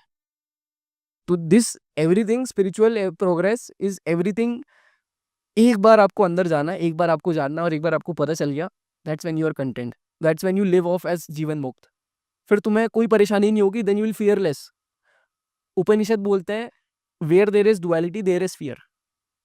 वेयर देयर इज़ डुअलिटी, जहाँ पे द्वैत है वहाँ पे डर है। पूरा अब्राहमिक रिलीजन इसी पे ही है कि तुम अलग, वो अलग। जीसस क्राइस्ट अलग, मैं अलग। वो अलग, कोई वो अलग, मैं अलग। ये अलगाव ही है जो पर प्रॉब्लम देता है। जो फियर का पार्ट बनता है, ऐसे ही रिलीजन थ्राइव करता है। बट एक्चुअली में जो है वो नॉन डुअल नेचर है। निकोला टेस्ला ने बोला है कि अगर इंसान ने अपने अपने अंदर की रियलिटीज को फिगर आउट करने की ट्राई किया, जब किया तब वो इतना 10 साल में प्रोग्रेस कर पाएगा जितना 100 साल में नहीं किया। तुमने अपने मेटाफिजिकल सेल्फ को ढूंढ लिया है। इसका विज्ञान क्या है? बुद्धिज्म क्यों आया? बुद्ध ने बोला कि ये जितने भी वेदास में एक्सटर्नल राइट्स हैं, इससे ये सिर्फ इनके लिए रिजर्व नहीं है, सबके लिए है। God is not reserve for one sect of society, it's for everyone to be realise. तो बुद्ध जो है, Gautam Buddha, they he added the science behind it of self realisation, कि सांस को देखते रहो, सांस को देखते रहो और फिर एक बार तुम्हें पता चलेगा तुम सांस नहीं हो। This is the essence of Buddhism, Buddha की टीचिंग। तो जब हमारा पूरा ये है कि पूरा विज्ञान हमें वापस लेके आना है, तो शैविज्म खाली लॉजिक नहीं देता है आपको कि ये कैसे सृष्टि बनी है, कॉन्शियसनेस से मैटर कैसे मैनिफेस्ट हुआ है, इसके साथ में आपको तंत्र भी देता है, कैसे आप मैटर से कॉन्शियसनेस पे वापस जाओगे, कैसे आप ये सब चीज़ें देख रहे हो उसको अपने मन को इन्वर्ट करोगे, कैसे मंत्र वगैरह, ये प्राणायाम वगैरह, बहुत सारी मेडिटेशन से, भक्ति से, अलग अलग तरीके से अपने मन को बाहर नहीं लेके अंदर लेके आओगे। और जब तुम अंदर जाओगे, अंदर जाओगे, अंदर जाओगे, एक बार जाओगे अंदर, एक बार आपको पता चल जाएगा, एक दिन आएगा मेडिटेशन में जब आपकी समाधि लग जाएगी। और that is possible only because of grace. जब परमात्मा आपका हाथ पकड़ के तुम्हें खींच ले। 3 हिस्से तुम्हें खुद कवर करने पड़ते हैं। आपकी जब शक्ति ऊपर आती है तो हम 3 ग्रंथि का नाम बोलते हैं जो आपको ऊपर जाने से रोकती है। पहली ब्रह्म ग्रंथि, जो आपके अटैचमेंट से रहती है कि आप देखते हो कि आई एम दिस बॉडी। अगर आप ये मानोगे कि मैं तो अभी ये बॉडी हूँ, तो then you are not attach, तो आप उठोगे कैसे? दैट्स द फर्स्ट ग्रंथि you have to cross. Second is Vishnu ग्रंथि, वो that is related to your emotional, कि तुम अगर इमोशनल डिजायर अभी भी है तो तुम इसी प्लेन में रहोगे। तीसरा है रुद्र ग्रंथि, दैट्स द फाइनल पियर्सिंग, जिसमें अगर आपको ये लग रहा है कि I am this body, final ego. तो जब आपका ईगो एकदम मर जाएगा, हमने भैरव को क्या बोला था? Terrible one who destroys ego. Right. तो जब एकदम आपका ईगो मर जाएगा, मैं तो हूँ ही नहीं, सब तू ही तू है, शिव ही शिव है सब, दैट्स व्हेन जब लास्ट वाली पियर्सिंग निकल के वो आपकी कुंडलिनी जो शक्ति आपकी जो है वो ऊपर उठ के निकल जाती है और वो आप कॉस्मिक कॉन्शियसनेस से कनेक्ट करती है। तो ये एक लिविंग एक्सपीरियंस है। Same same realization, same non dual realization Jesus Christ को भी हुआ, इसलिए उन्होंने बोला me and father are one. But ये टीचिंग बताई नहीं लोगों ने। बाद में जैसे अभी में दिखता है, that consider Jesus Christ as an external creator of heaven and hells. This is pure dogma of based on fear. कैसे हमें एक्सपैंड करना है रिलीजन को। Abrahamic faiths are based on violence, क्यों? डरा के, ये शैतान है। और भी रिलीजन बोलते हैं कि शैतान है। तो क्या शैतान भी शिव है? ठीक है, तो हमारे यहाँ तो हम बोलते हैं कि सही गलत भी कुछ नहीं है, सब प्रोजेक्शन ऑफ माइंड ही है। हाँ। कि एसेंशियल नेचर तो ब्लिस है, वो तो तुमने अपने ईगो से बना दिया प्रोजेक्शन करके कि तुमने, जैसे हम इसको ऐसे बोलें कि अंधेरा है, अंधेरा में एक रस्सी पड़ी है, आपने उसको सांप समझ लिया, पर क्या वो एक्चुअली में सांप है? तो आपने मान लिया ना, वो तो मेंटल प्रोजेक्शन है, आपको डर भी लग गया उससे, और ये सांप आ गया, पर एक्चुअल नहीं है ना वो। तो डुअलिटी सिर्फ दिखाई पड़ती है पर होती नहीं है। भगवत गीता में भी पूरा पूरा इतना सारा योग का ज्ञान दिया, लास्ट में कृष्ण जी बोलते हैं कि तुम सबको छोड़ दो, मेरे पे सरेंडर हो जा। हम्म जैसे बच्चा मिट्टी में खेल के आया है और माँ से विलुप्त हो जाता है, हम्म तो वैसे ही तू भी अपने एग्जिस्टेंस पे छोड़ दे, सब कुछ खुद का छोड़ के शून्य हो जा और मेरे पास आ जा। That's when you connect to your divine self. तो दुष्यंत, आज के अगर समाज के हम देखें, जो समाज है वो डिवाइड हो गया है, डिविजन्स हो चुके हैं यहाँ पे, राइट? हिंदू मुस्लिम ये, तो ये जो हमारा शैविज्म है, ये क्या हिंदू मुस्लिम चीज़ें जैसी जो कास्टिज्म है, क्या उसको डिफाइन करता है या फिर कुछ भी ऐसा नहीं है? ठीक है, तो ये सबसे बियॉन्ड है और ये तुम्हारी एग्जिस्टेंस के बारे में है, कि ये तुम्हारे अंडरलाइंग रियलिटी है। और अब ये समझो कि अगर हम ये बोल रहे हैं कि ऐसा कुछ है, तो ये एग्जिस्ट कर रही है तुम्हारी लेवल के बियॉन्ड। तो तुम हिंदू हो कि मुस्लिम हो उससे फर्क नहीं पड़ता, वो है। और वो जानने की बात है, मानने की बात नहीं है। तो ये जो पूरा गेम है, शिव को जानना, मानना नहीं है, जानना। हम तंत्र में बोलते हैं कि शिव की पूजा करते हैं शिव बन के, कि तुम अगर शिव को पूजा करना है तो पहले शिव बनो। शिव बनो मतलब अपने नॉन डुअल रियलाइजेशन करो, फिर पूजा भक्ति करो। तो एक तरीके से हमारा जो डिवीजन है, डिवीजन क्यों है ह्यूमंस के बीच में? क्योंकि लोगों ने अपने भगवान ही बांट दिए हैं। तमिलनाडु में जो बोलते हैं कि हम तो अभी उनके गवर्नमेंट बोलते हैं कि हम तो Murugan is a lord, we don't believe in Sanatan Dharma. उनको पता ही नहीं है कि ये सब एक ही है। गवर्नमेंट को नहीं पता है नॉन डुअलिटी क्या होता है, उनसे एक्सपेक्ट भी नहीं कर सकते यूनाइट करने का। प्रेजेंट में कोई मेरे बगैर, अगर हम हिंदू के डेफिनेशन में क्या बोलते हैं कि हिंदू खुद नहीं मालूम है उसको कि क्या है। बहुत नपुंसक हो गया हिंदू, क्यों? क्योंकि खुद में अपना वो नहीं ढूंढ पा रहा है, अपना मैस्कुलिन। बगल में कोई मुस्लिम है इसलिए हिंदू है। बट एक्चुअली में हिंदू का एक्चुअल मतलब क्या होता था? हमारे यहाँ पे मेडिटेशन को क्यों एक्सप्लोर किया गया? क्योंकि हम अपने सिर्फ इतना नहीं मानते, हमारे बियॉन्ड में भी मानते हैं। और उसको हमने शिव को बोला गया था प्रकाश। एक प्रकाश है, एक लाइट है, लाइट तुम्हारे अंदर है और वो लाइट तुम्हें ढूंढनी है।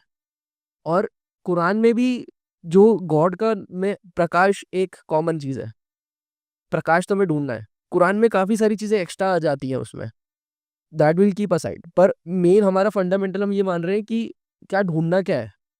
सारे जितने भी प्रॉफिट हुए हैं, जितने भी मैसेंजर ऑफ गॉड रहे, बुद्धा हो गए, जीसस क्राइस्ट हो गए, सबको सेम रियलाइजेशन हुई थी। निर्वाण जो है उसी का ही नाम है जो जीसस क्राइस्ट को हुआ था। उन्होंने भी यही नॉन डुअल रियलाइजेशन नहीं किया था। मोहम्मद को भी यही हुआ था, ओशो को भी यही हुआ था, जिद्दू कृष्णमूर्ति को भी यही हुआ था, रमना महर्षि को भी हुआ था। सबको सेम नॉन डुअल रियलाइजेशन होता है। आदि वो बस बोलने का तरीका अलग है। तो हम लोग अपने फॉर्म को ही इतना बांट लेते हैं कि भाई इस्कॉन वाले बोलते हैं कि सिर्फ यही हरे कृष्ण आ रहे हैं और कुछ नहीं। वो बोलते हैं कि शिव डेमी गॉड है। भेद बना दिया, यहीं पे भेद बना दिया इसने। क्योंकि तुम्हें खुद रियलिटी नहीं मालूम, एब्सोल्यूट रियलिटी क्या है। हम नॉन डुअल रियलिटी की बात कर रहे हैं तो हम उसको इनमें नाम से कैसे बांट देंगे? ये तो नाम से भी परे ना, ये तो फॉर्मलेस है। तुम फॉर्मलेस को फॉर्म लेके कैसे बांट सकते हो? तो एक्चुअली में तो एक अंडरलाइंग यूनिटी है जो तुम्हें रियलाइज करना है खुद में और दूसरों में। हम लव की बात करें अगर, कि लोग बोलते हैं जीसस क्राइस्ट इज किंग। हम्म किसी भी पुराने इंसान को लव करना आसान होता है जिसको तुम मिले नहीं हो। पड़ोसी को लव करना मुश्किल होता है। बट एक्चुअली में नॉन डुअल रियलाइजेशन की टीचिंग क्या है? Love is recognising your self in other. खुद को ही देखना किसी और में, दैट इज एक्चुअल लव। ये भी बोलते हैं love is the fabric of existence. Love आत्मा से होता है। तमिल शैविज्म से बोलते हैं अनबे शिवम, यानी कि लव इज शिवा। ये सब कुछ जो है लव है, लव से ही सब कुछ ड्राइव हो रहा है।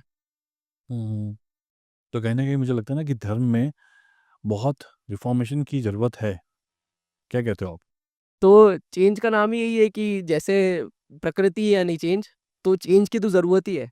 और खासकर ये पहले भी बहुत बार ट्राई किया था। पिछले सेंचुरी में ओशो थे, तो ओशो भी एक दार्शनिक थे। उनका भी यही एक पूरा सबको टीचिंग था कि नॉन डुअल रियलाइजेशन, कि तुम्हारे अंदर में परमात्मा की प्राप्ति। बट लोगों ने अपोज करके उनको सिर्फ एक सेक्स गुरु बता दिया। जबकि ओशो का मतलब ये था कि जो सेक्सुअल एनर्जी हम यूज करते हैं, आप उसको मेडिटेशन में गॉड रियलाइजेशन के लिए यूज कर सकते हो, सेक्स से समाधि तक। From sex to super conscious bliss. और लोगों ने पढ़ा नहीं कि भाई ये क्या है, और ये सेक्स कैसे बात कर दिया। तो ये ऑर्थोडॉक्स लोगों के दिमाग में कैसे घुसाओगे कि सेक्स के बारे में बात कर दिया, जबकि वो एनर्जी है, ऊर्जा है। उसी ऊर्जा को तुम्हें ऊपर उठाना है, बाहर ना ले भेज के ऊपर उठाना है। यही पूरा एसेंस है अपने अंदर के परमात्मा की प्राप्ति। सारे रिलीजन में है। एक्चुअल रिलीजन जो है वो यही है, यही धर्म है। धर्म एक ही है। धर्म दो कैसे हो सकते हैं बताओ। मैं और मेरा पड़ोस में कोई भी है, मैं और वो सेम क्रिएशन है, सेम उससे एलिमेंट से बने। अगर हम अंडरलाइंग रियलिटी की बात करेंगे तो वो फॉर्म के बियॉन्ड होगी और दोनों के लिए सेम होगी। तो जो शिव है, शिव सब कुछ कवर करता है मेरे ख्याल में। बुद्धिज्म की भी टीचिंग कवर करता है, प्रकाश भी कवर करता है, शक्ति भी कवर करता है, सब कुछ कवर करता है। तो शिव को समझ लेना मतलब सब कुछ समझ लेना। Shiva is the highest pure तत्व। और अगर आपको शिव से ही प्रॉब्लम है तो देन इट इज नेमलेस, पहली बात। तो आपको अगर शिव शिव को अगर आप सिर्फ नाम से ही आप एक्सेप्ट नहीं कर पा रहे हो, तो ये एक आपको देखना पड़ेगा कि ये क्या चीज़ है जो आपको रोक रहा है। ये आपका ईगो हो सकता है। तो this is more about self inquiry कि मेरी बात मत मानो, जानो। ओशो की सिर्फ एक ही टीचिंग थी कि मेरी बात मत मानो, खुद जानो। You don't believe in anyone, believe in knowing. खुद के एक्सपीरियंस पे बात करो। ये मत बोलो भगवान है क्योंकि मैंने सुन लिया। ये बोलो कि शिव है क्योंकि मैंने एक्सपीरियंस किया है, शिव के दर्शन हुए मेरे को। समाधि में क्या होता है? एब्जॉर्प्शन होता है किसमें? तुम्हारे ऊपर वाले हायर सेल्फ में। तुम्हें अपने परमानंद का फील होता है। That's when you know that there is a god, there is a underlying reality, the fourth state of consciousness. और थर्ड एक्सपीरियंस का मतलब ये है कि आई वांट, मेरा विजन ये है कि I want this wisdom to be accessible to all. पहले के टाइम पे कास्ट सिस्टम में भी लोगों को पढ़ने नहीं देते थे कि भाई तुम्हें नहीं पढ़ने दिया क्योंकि तुम शूद्र हो। तो अभी अगर आप किसी को बोल रहे हो कि, अगर आप जैसे मुस्लिम्स को भी किसी को बोल रहे हो कि कुछ और भी है, तो आप सिर्फ ये नहीं बोल सकते हो कि तुम गलत हो। तुम उनको कुछ अगर ले रहे हो उनसे, तो तुम्हें कुछ देना भी पड़ेगा। पर उनको तुम दे तब पाओगे ना जब तुम्हें खुद पता है कि तुम क्या हो। तो शिव पूरा जो है तुम्हारा खुद के नेचर का है। मेडिटेशन करना, खुद के अंदर का सेल्फ रियलाइजेशन करना। जब खुद को पता चल जाए कि तुम एक ही हो, दैट्स व्हेन एवरीथिंग चेंजेस। फिर तुम्हारी जो अनफोल्डिंग है कॉन्शियसनेस की, वो अलग लेवल पे चालू होगी। फिर तुम एक कंटेनमेंट में रहोगे, तुम्हें फिर फर्क नहीं पड़ेगा। तो मालूम है ना, तुम नहीं हो। अभी हमने बात करी थी वो येलो बाल वाले। तो this makes you fearless. When there is duality there is fear, when you realise your non duality there is no fear. तो this is the only thing which will make you fearless. Okay, तो मुझे अब ये बताओ कि जैसे मैं आपकी पर्सनालिटी देख रहा हूँ, जो you have acquired so much knowledge about it, इसका ऑब्जेक्टिव क्या है? अब why you are stepping into this particular field और मे बी विजडम? क्योंकि आज के दौर में जब सब लोग फेमस होने की कोशिश कर रहे हैं, सोशल मीडिया पे जा रहे हैं, किसी भी तरह उनको फेमस होना है, तो आपका विजन क्या है यहाँ पे इस चीज़ को? ठीक है, तो अगर फेमस होने की बात करें तो आप ये बताओ कि रोनाल्डो से ज़्यादा फेमस तो कोई नहीं है, करेक्ट। है ना? मैं पूछता हूँ कि 200 साल बाद रोनाल्डो को याद करेंगे क्या लोग? कोई नहीं। क्या आप 200 साल पहले के किसी को याद करते? नहीं बात करते, रेलेवेंट नहीं हो जाता है। तो उस एस्पेक्ट में तो रेलेवेंट ही नहीं है कि फेमस होना है। क्यों? फेमस होना डिज़ायर है ही नहीं मेरा। एक्चुअल डिज़ायर ये है कि खुद के अंदर की जानना। और एक बार जब तुम्हें मिल जाता है, फिर तुम बांटते हो, क्योंकि तुमको ये चीज़ सबको देनी है। यही उसका लॉ है कि तुम्हें ग्रेस अगर कुछ हुआ है तो तुम्हें लोगों को बांटना है। शिव सूत्र में सीधा बोलते हैं कि आपको नॉन डुअल रियलाइजेशन होता है, तो then you inspire everybody to turn inwards, to go out of dogma. खुद की नोइंग पे मानना, खुद को जानना। तो मैं पूरा एक फ्रेमवर्क देना चाहता हूँ कि लोगों को, कि भाई एक आज के डेट में क्या हो गया, इतना पाखंडता है, इतना बिजनेस है कि लोग रिलीजन से उठ चुके हैं। कि अब लोगों ने माना है कि भाई कूल क्या है? कूल है साइंस, साइंस और वेस्टर्न, सिर्फ यही कूल है, और कुछ कूल नहीं है। हमारे यहाँ का भी बहुत बड़ा विज्ञान था। हमारी हिस्ट्री जैसी हिस्ट्री बुक में दिखाते हैं, वो 1400 के बाद चालू नहीं हुई है, जहाँ पे वास्को डी गामा आए थे। हमारी हिस्ट्री उपनिषद से भी बहुत पुरानी है, जो कि क्रिश्चियनिटी से भी बहुत पहले थी। राइट। तो इतने पहले हमारे ऋषि मुनि ने लिख दिया था हमारे रियलिटी के बारे में। बट वो तब भी वो खो गई कहीं पे, और आज की डेट में ये गायब है। और यही मेरे को दिखता है एक प्रॉब्लम है लोगों के बीच में। मैं बहुत सारे लोगों, मैं बोलना नहीं चाहिए, पर मैं बहुत सारे लोगों को जानता हूँ जिन्होंने सुसाइड करी है, जिन्होंने सुसाइड करी। क्योंकि डिप्रेशन बढ़ रहा है आज की डेट में, क्योंकि आइडेंटिटी क्राइसिस एग्जिस्ट कर रहा है। तो मैं चाहता हूँ कि एक जो कोई विजडम है, कुछ ऐसा है, वो सबके पास एक्सेसिबल हो, कि कोई प्यास हो किसी को जानने की कि ऐसा भी कुछ है, तो मैं उसको पूरा कर सकूँ। तो आप किस फॉर्म में इसको कर रहे हैं? तो अभी अभी फ़िलहाल मेरा इंस्टाग्राम पेज है, उसमें मैं ये इंस्टाग्राम पे डेली कंटेंट अपलोड करता हूँ और फ्री में अपलोड करता हूँ, कि ताकि लोगों को एक्सेसिबल रहे। ये सारी टेक्निक्स, तंत्र की टेक्निक्स क्या होता है, ऐसा जो मैंने जितना मेरी डॉट से कनेक्ट हुआ। तो आज की डेट में जो लोगों ने पाखंडता से दूर हो गए, मैं एक साइंस का एंगल देके कि एनर्जी से कैसी चीज़ें कनेक्टेड होती हैं। हमने क्या बात करी थी, टेस्ला ने बोला energy, frequency, vibration. Same manifestation also happens in your body. कुंडलिनी, चक्रा वगैरह सब, प्राणायाम, बहुत सारी चीज़ें हैं। तो गॉड के पीछे का भी एक साइंस है। जैसे आप इसको ऐसे समझो, एक बहुत अच्छी, एक मैंने किसी ने मेरे को वीडियो भेजा था कि गॉड को कैसे समझाओगे कि it's like a match stick, कि आपको पता है कि वहाँ पे एक लाइट है, पर आपको उसको जलाना पड़ेगा। तो आप पे किसी चाइल्ड को बताना पड़ेगा कि ऐसा कुछ है जो तुम्हें जानना पड़ेगा। अभी क्या होता है आजकल, कि तुमने थोप दिया कि भाई मैंने तुम्हें ये पढ़ दिया, तुम्हें टोपी पहना दी, तुम्हें ये करा दिया, अब तुम ये हो, तुम्हें लेबल दे दिया, अब तुम्हें कभी ये मानना पड़ेगा अब तुम्हें कि ये ऐसा है। पर ये कितना गलत है, क्योंकि तुमने खुद से नहीं जाना। Meditation is all about knowing and not believing. तो आज का पूरा ये है कि अपने अंदर की डिविनिटी को जानना, और उसके बाद एक बार मिल गया, फिर कंटेंट रह के फिर जीना। तुमने अगर अपने जीवन से रस ही नहीं निकाला, तो क्या मतलब? लोग बोलते हैं हम स्पिरिचुअलिटी तब परस्यू करेंगे जब हम रिटायर हो जाएंगे, तब ना तुम्हारे पास बुद्धि रहेगी ना एनर्जी रहेगी। ये चीजें अभी इसी क्षण करनी चाहिए। शिव सूत्र में साफ साफ बोलते हैं उद्यमो भैरवा, यानी कि active effort is needed for liberation. और अष्टवक्र गीता बोलती है कि liberation is accessible right now at this very present. ISKCON preach करता है कि आफ्टर डेथ तुम्हें कोई अलग रेल में लेके जाएंगे अगर तुम कृष्ण जी के सर्वेंट बनोगे।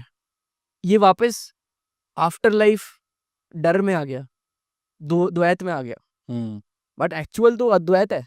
अद्वैत है। एक्चुअल तो फाइनल रियलाइजेशन ही नॉन डुअल है। तुम नाम उसको कुछ भी मत दो, but infinite abundance energy, it will exist.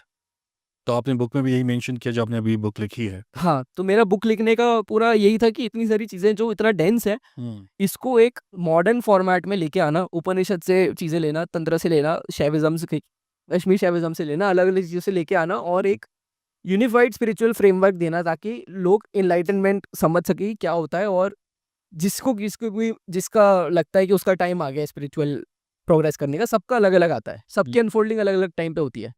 जज नहीं करना होता है किसी को, किसी की हो सकती ज़्यादा है, किसी की हो सकता है वो भी नया नया सोल है, वो अभी अभी आया है, वो उसके बहुत कर्म बचे हैं उसको काटने के। तो सबके अलग अलग अनफोल्डिंग होती है। बट अगर आपको ये है, तो मैं चाहता हूँ कि वो डॉगमा फ्री एक्सेसिबल होना चाहिए, क्योंकि तुम 2025 में रह रहे हो।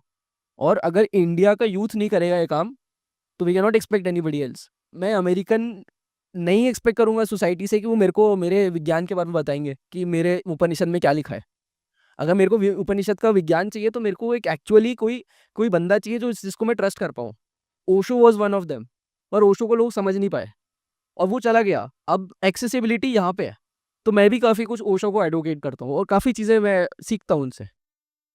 तो लर्निंग नेवर स्टॉप्स। तो इसका पूरा साइकिल ये है कि आपको अपने एक एक फ्रेमवर्क दिया, जिसमें you can understand about your self, your true nature. और फिर जैसे हमने बात करी थी कि जैसे आपके येलो बाल में आपको फ़र्क नहीं पड़ रहा है, वैसे ही आप इतने ज़्यादा कंटेंट हो जाओगे खुद से, क्योंकि आप अपने में ही पूर्ण हो, अपने में कंप्लीट हो। आपको किसी और की ज़रूरत ही नहीं है। आपका नेचर ही ऐसा है कि आप कंप्लीट हो। बट आपके ऊपर इतना इग्नोरेंस है कि आप मानते नहीं हो कि आप कंप्लीट हो। आप अपने उसमें लगे रहते हो, मन का गेम में लगे रहते हो। तो ये तो ये आपने बुक पब्लिश कर दी है? जी, पब्लिश हो चुकी है। इसके फिजिकल अभी अगले हफ्ते आ जाएगी। और ई बुक चाहे तो आप ले सकते हैं। आप लिंक इंटीग्रेट कर देंगे अगर कैप्शन में नीचे। वेल, अब मैं आपको दुष्यंत नहीं बोलूँगा, मैं आपको अब दार्शनिक बोलूँगा, क्योंकि जितनी बात हम लोगों ने की, उससे बहुत हद तक मेरी जो एम्बिग्यूटीज़ थी, वो क्लियर हुआ और एक स्वच्छ और ट्रांसपेरेंट चीज़ें मेरे सामने आईं। तो थैंक यू सो मच दार्शनिक, आपने बहुत अच्छी बातें की। Thank you so much for coming on this podcast. And I am sure जितने व्यूअर्स देख रहे होंगे, शिव की एक डिफरेंट स्वरूप हमें देखने को मिला। So thank you so much. Thank you for inviting Pramod. बहुत अच्छा लगा ये बोल के एक प्लेटफॉर्म आपने मेरे को दिया एक्सप्रेस करने के लिए, क्योंकि एट द एंड सब कुछ एक्सप्रेशन ही है। तो thank you for giving me this platform to take out this information. और we will I just promise that I will do my honest efforts for Thank- this movement. Thank you so much.